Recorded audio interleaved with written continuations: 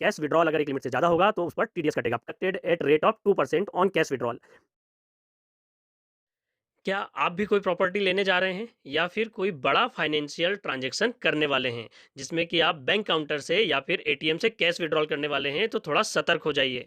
Income tax department के इस act के तहत यदि आप एक लिमिट से ज़्यादा कैश विड्रॉल करते हैं, अब चाहे वो एटीएम से करें या फिर बैंक के काउंटर से, तो आपको टीडीएस देना पड़ सकता है।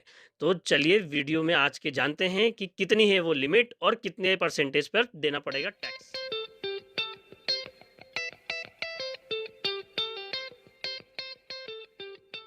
तो इसके लिए हम आ गए हैं यहाँ पर सीधे इनकम टैक्स डिपार्टमेंट की वेबसाइट पर, ताकि पूरा नियम जान सकें। तो देखिए यहाँ पर क्लियर लिखा हुआ है, view TDS on cash withdrawal under section 194N। 194N है जिसके तहत पे आपका जो टीडीएस है वो कटता है, जो कि जनरली बैंक ही काटता है। तो अब देखिए what is TDS on cash withdrawal, पूरी डिटेल दी हुई है। तो इसके इस नियम के तहत में दिया गया है कि यदि जो व्यक्ति पिछले 3 साल से लगातार अपना आईटीआर फाइल कर रहा है, उसके लिए जो लिमिट है वो 1 करोड़ रुपए की है। और जिन्होंने अभी पिछले 3 साल का लगातार आईटीआर फाइल नहीं किया है, उसके लिए लिमिट 20 लाख है। मतलब कि यदि आपने 20 लाख रुपए से ज़्यादा अमाउंट कैश विड्रॉल किया तो आपका टीडीएस कटेगा, बैंक काट लेगा सीधे। लेकिन अब कितना परसेंटेज कटता है इसके बारे में आगे बात करने वाले हैं हम। देखिए, who deducts the TDS on cash withdrawal, तो कौन काटने वाला है? तो जहाँ पे भी आपकी जो फाइनेंशियल इंस्टीट्यूशंस है, लाइक बैंक, प्राइवेट बैंक है, पब्लिक बैंक है, कोऑपरेटिव बैंक है या फिर पोस्ट ऑफिस है, जहाँ से आप आपका ट्रांजैक्शन करते हैं, वो लोग ये टीडीएस काटेंगे और सरकार के पास जमा करेंगे। किसका टीडीएस नहीं कटेगा? तो जो सेंट्रल गवर्नमेंट और स्टेट गवर्नमेंट है, जो कि लमसम अमाउंट में कैश विड्रॉल भी करती है किसी कारण से, तो उनका टीडीएस नहीं कटेगा। ये तो खैर गवर्नमेंट्स के नॉर्म्स ही हैं कि कौन-कौन के टीडीएस नहीं काटेंगे इस रूल के अकॉर्डिंग।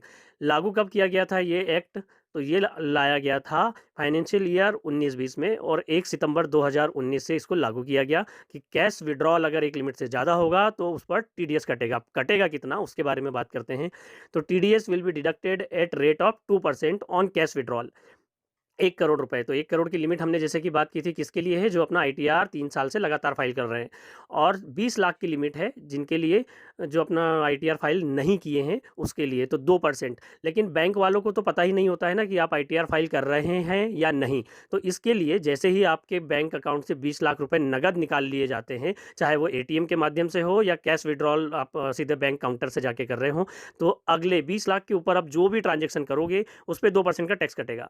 मतलब कि अगर आपने 10,000 रुपए निकाल लिए, तो उसका 2% टैक्स, मतलब लगभग 200 रुपए के आसपास आपका टीडीएस कट जाएगा। 1 लाख रुपए निकाल लिए तो उसका टीडीएस 2,000 रुपए कट जाएगा। और अगर यही अमाउंट 1 करोड़ से ऊपर जा रहा है तो उसपे 5% का टीडीएस कटता है। तो ये थे बैंकिंग ट्रांज़ैक्शंस के टीडीएस के एक नियम, जो कि आपके कैश विड्रॉल पे एप्लीकेबल होता है।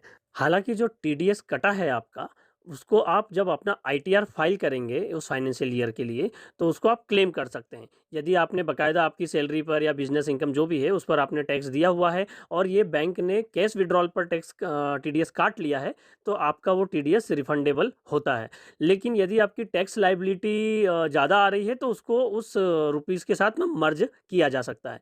तो बिल्कुल आप इस बात का ध्यान रखिए कि आप एक फाइनेंशियल ईयर में कितना कैश अमाउंट विड्रॉल कर रहे हैं। तो ये थी एक छोटी-सी इन्फॉर्मेशन। ऐसे ही और इन्फॉर्मेशन के लिए हमारा चैनल सब्सक्राइब करें, वीडियो लाइक करें और शेयर ज़रूर कीजिएगा। देखते रहिए, सीखते रहिए। धन्यवाद।